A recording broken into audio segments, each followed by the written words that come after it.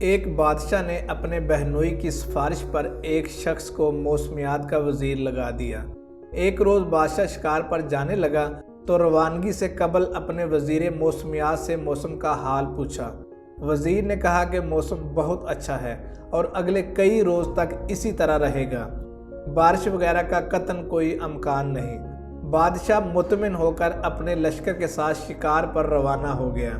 راستے میں بادشاہ کو ایک کمہار ملا۔ اس نے کہا، حضور آپ کا اقبال بلند ہو، آپ اس موسم میں کہاں جا رہے ہیں؟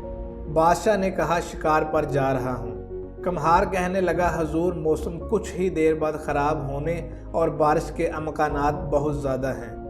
بادشاہ نے کہا، ابے برتن بنا کر گدھے پر لادنے والے، تو کیا جانے موسم کیا ہے؟ میرے وزیر نے بتایا ہے کہ موسم نہایت خوشگوار ہے اور شکار کے لیے بہت موزوں ہے، اور تم کہہ رہے ہو کہ بارش ہونے والی ہے۔ پھر بادشاہ نے ایک مصاحب کو حکم دیا کہ اس بے برکی چھوڑنے والے کمہار کو 2 جوتے مارے جائیں۔ بادشاہ کے حکم پر فوری عمل ہوا اور کمہار کو 2 جوتے نگد مار کر بادشاہ شکار کے لیے جنگل میں داخل ہو گیا۔ ابھی تھوڑی ہی دیر گزری تھی کہ گنا ٹوپ بادل چھا گئے۔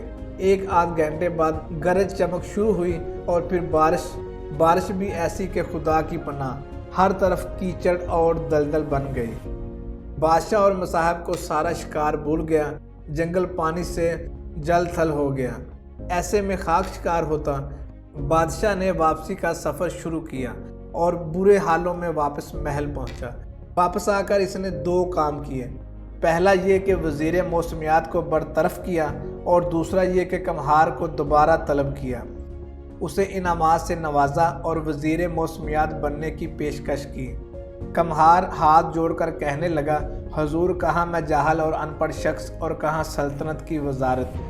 مجھے تو صرف برتن بنا کر بٹی میں پکانے اور گدھے پر لاد کر بازار میں فروخت کرنے کے علاوہ کوئی کام نہیں آتا۔ مجھے موسم کا رتی برابر پتہ نہیں۔ ہاں البتہ یہ ہے کہ جب میرا گدھا اپنے کان ڈھیلے کر کے نیچے لٹکائے تو اس کا مطلب ہے کہ بارش ضرور ہوگی۔